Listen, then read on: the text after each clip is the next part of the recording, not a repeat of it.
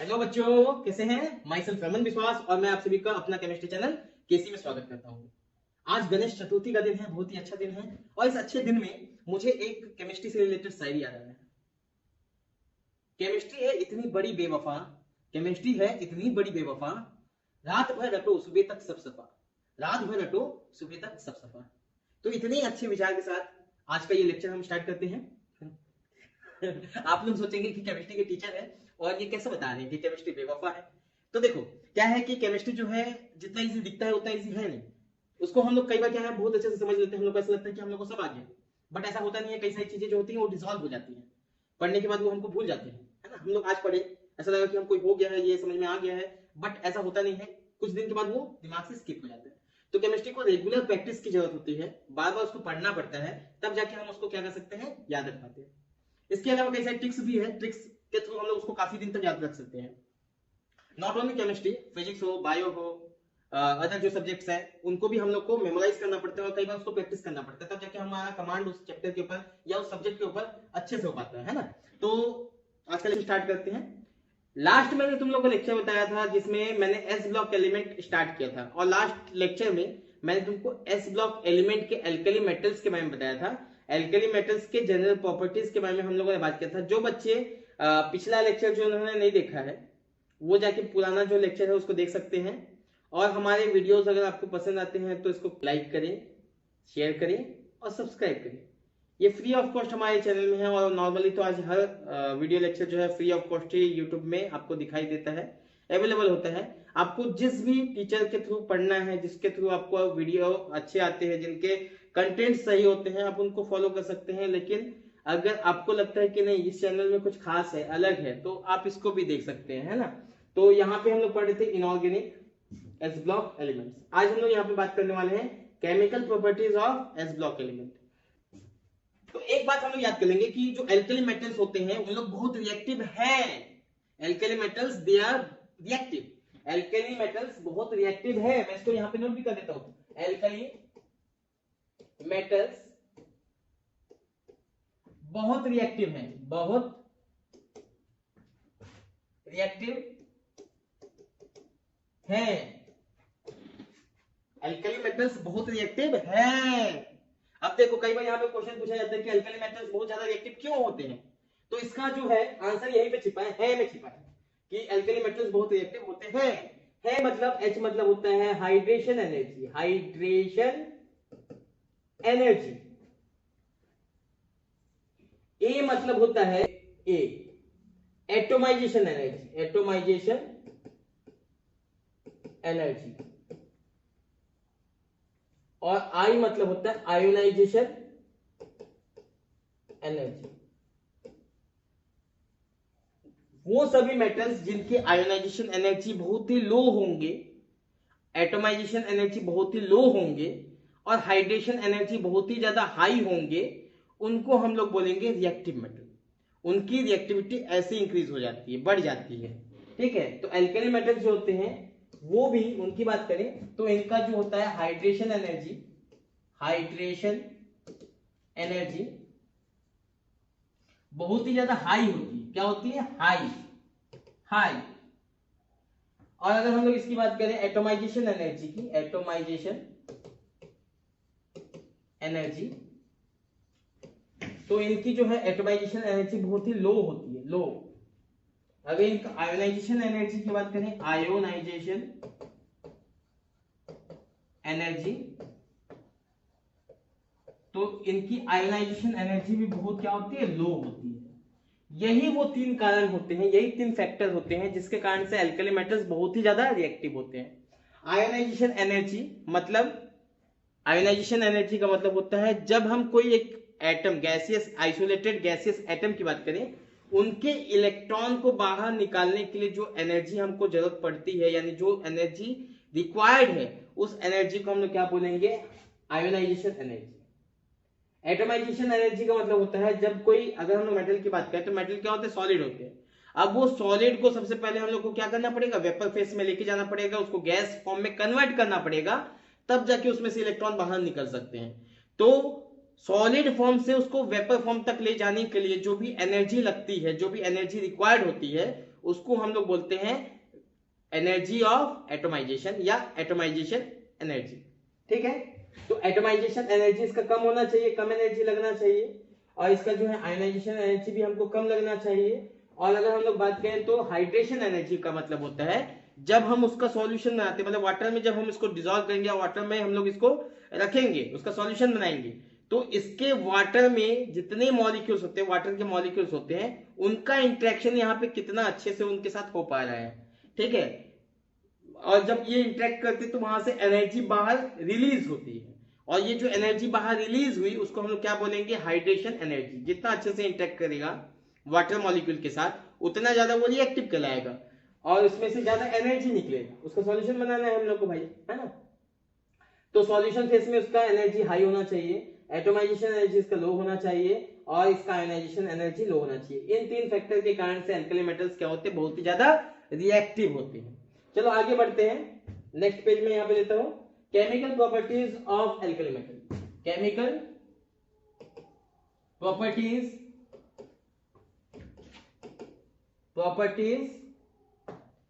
क्या क्या लिख देता हूं, प्रॉपर्टीज ऑफ अल्कली मेटल्स। तो सबसे पहला होता है रिएक्शन या रिएक्टिविटी टुवर्ड्स एयर और एटमॉस्फेयर भी बोल सकते हैं, एटमॉस्फेयर बोलो चाहे एयर बोलो, दोनों का मतलब सेम है।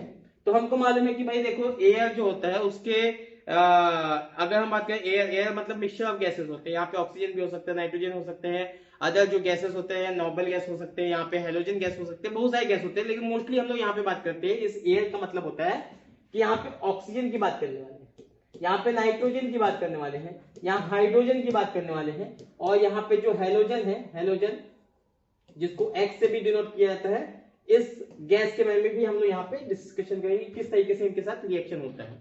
ठीक है, तो सबसे पहले तो ये है कि देखो अल्कली मेटल्स को जब हम लोग एक्सपोज करते हैं एयर में, जो है जब एक्सपोज किया जाता है तो ये तुरंत का तुरंत जो होते हैं वो टर्निश हो जाते हैं, they becomes tarnish when expose to air. मैं यहाँ पे लिख देता हूं, दे बिकम टर्निश मतलब जानते हो तुम लोग, उसका जो शाइनी जो पन है, यानी शाइनी जो लश्यर जो है वो खत्म हो जाएगा, टर्निश हो जाएंगे, है ना। They tarnish when exposed to air, एयर में जब हम उसको एक्सपोज करेंगे तो ये टर्निश हो जाएंगे। अगर हम लिथियम की बात करें तो लिथियम जो होते हैं बाकी मेटल्स के कंपैरिजन में वो जल्दी से टर्निश नहीं होते, है ना। तो यहाँ पे लिख ही ले देंगे एक नोट करके, note lithium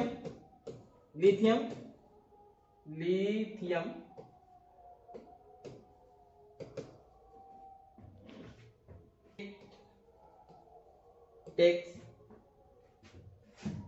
longer time to be tarnished।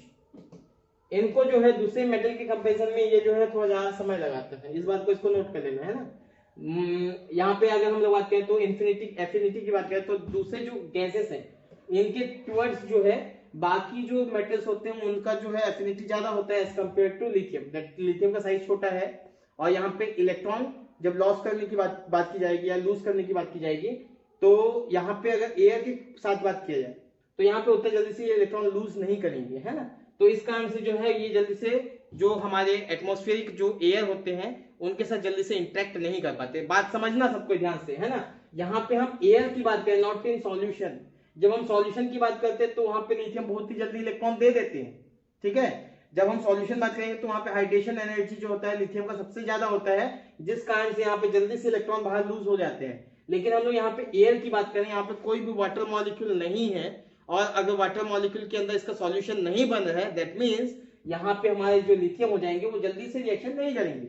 हम देखेंगे इसके जो आगे जो है अदर जितने भी गैसेस हैं उनको एक एक करके देखते हैं, बट अभी इतना समझ लो कि जो जितने भी हमारे पास मेटल्स होते हैं उन लोग को जब हम बाहर रखते हैं तो उनका जो है टर्निश हो जाता है, बिकॉज ये जल्दी जो एटमॉस्फेरिक जो एयर होते हैं उनके साथ वो रिएक्ट करते हैं, जिसके कारण से ऊपर का जो सरफेस होते हैं वहां के मेटल के कंपाउंड फॉर्मेशन हो जाते हैं, और इनका लस्ट्रस जो होता है यानी कि शाइनी अपीयरेंस जो होता है वो खत्म हो जाता है। ठीक है, आगे हम लोग बात करें तो इनको हम लोग एटमोस्फियर से इनका कांटेक्ट, एटमोस्फेयर जो एयर होते हैं या गैसेस जो होते हैं उनसे उनका कांटेक्ट को खत्म करने के लिए हम लोग इसको ना केरोसिन में स्टोर करते हैं। तो they are stored in kerosene to prevent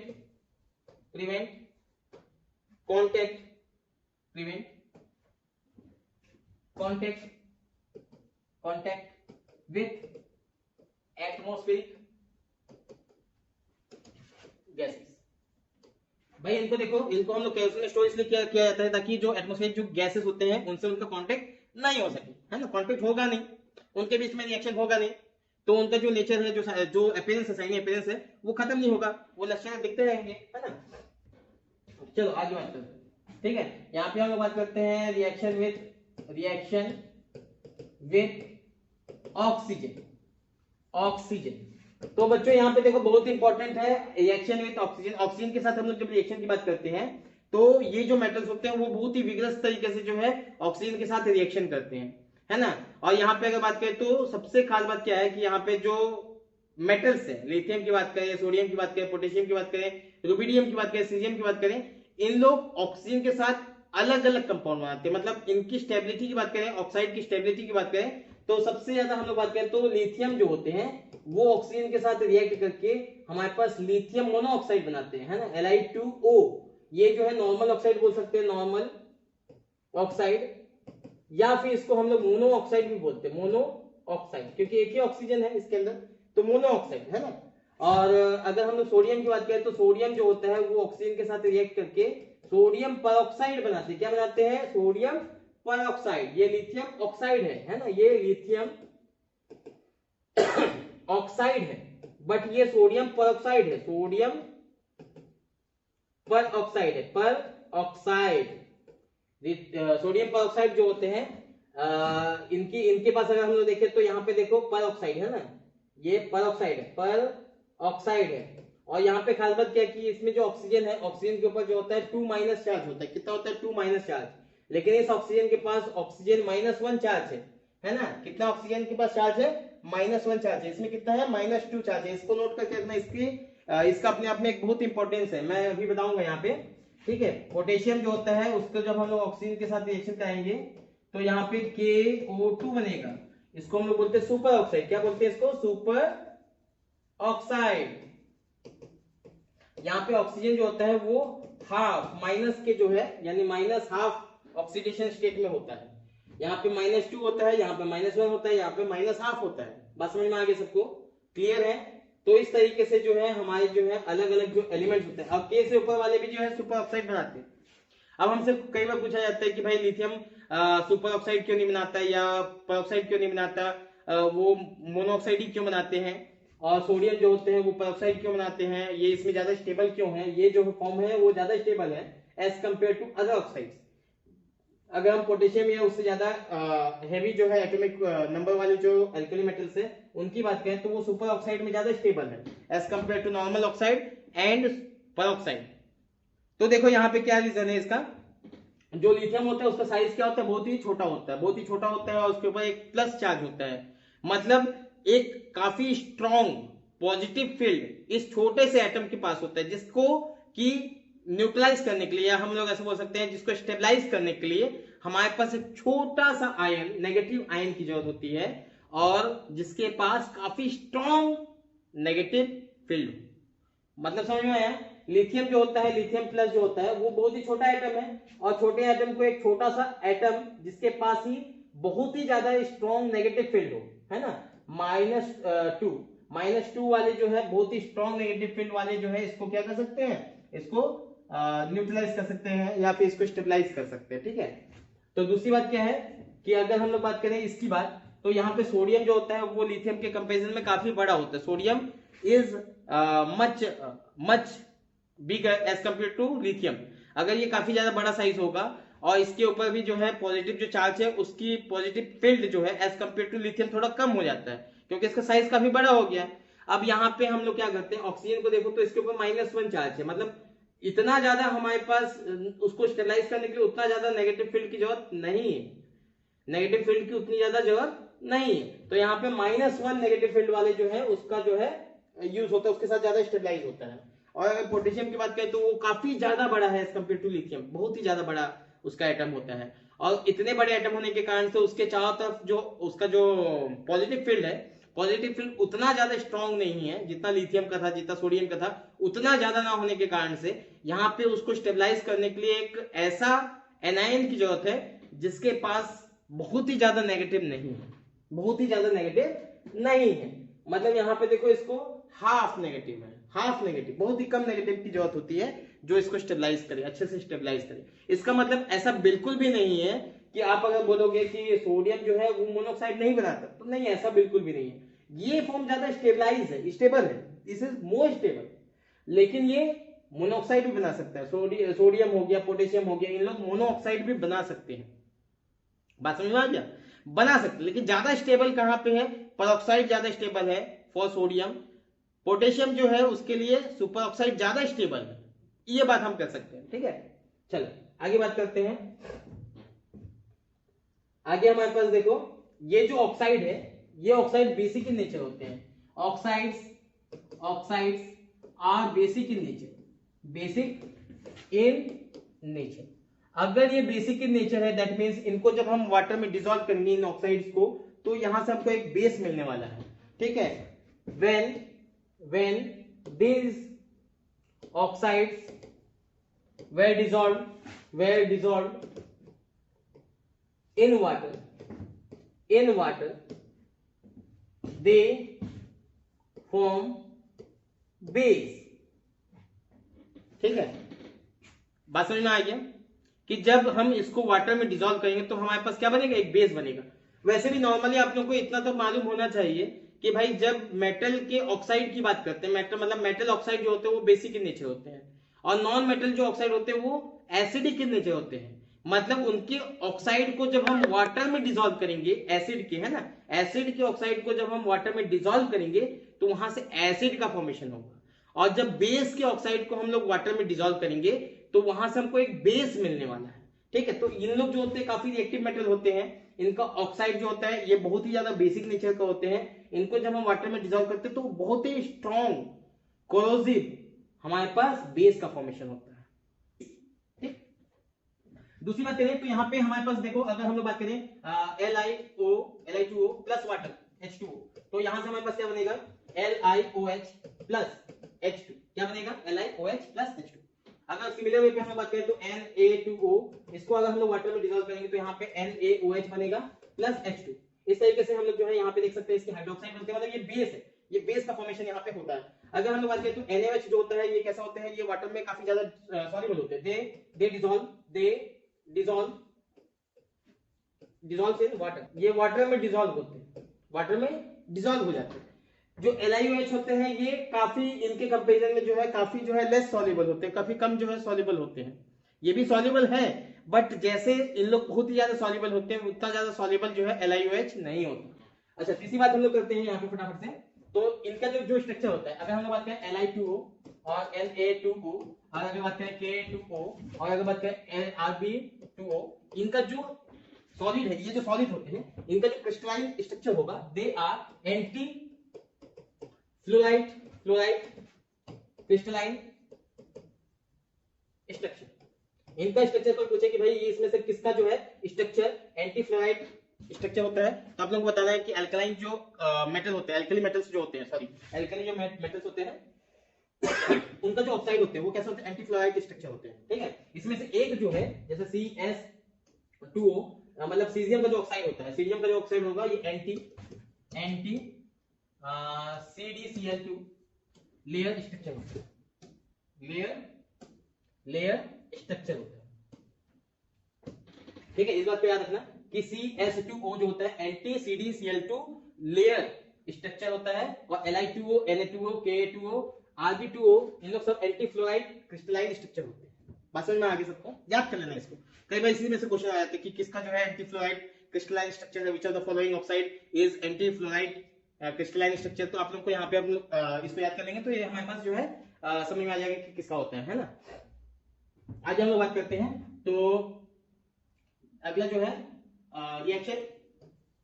reaction with hydrogen, hydrogen के साथ रिएक्शन विथ हाइड्रोजन। जब हम लोग हाइड्रोजन के साथ इसका रिएक्शन की बात करें तो देखो नॉर्मली जो होता है अगर हम लोग बात करें तो they react with hydrogen over 673 kelvin के ऊपर जो है ये हाइड्रोजन गैस के साथ रिएक्शन कर लेते हैं। एक्सेप्ट लिथियम जो होते हैं वो 1073 केल्विन टेम्परेचर के ऊपर जो है वो रिएक्शन करते हैं हाइड्रोजन के साथ। और इनके जो हाइड्राइड होते हैं, अगर हम लोग बात करें तो इनका हाइड्राइड का फॉर्मूला होता है MH टाइप हाइड्राइड विल इनका जो हाइड्राइड फॉर्मेशन होता है वो MH टाइप के होते हैं। ठीक है, यहाँ पे दे आर आयोनिक सॉलिड। ये MH जो होता है यानी कि जो हाइड्राइड होता है, इनका जो हाइड्राइड होता है वो क्या होता है, आयनिक सॉलिड होते हैं। इनका जो है आयनिक सॉलिड होते हैं। तो ये रिएक्शन विद हाइड्रोजन था। हाइड्रोजन में बात करने के लिए ज्यादा कुछ है नहीं। आगे हम लोग बात करते हैं रिएक्शन विद हैलोजन। रिएक्शन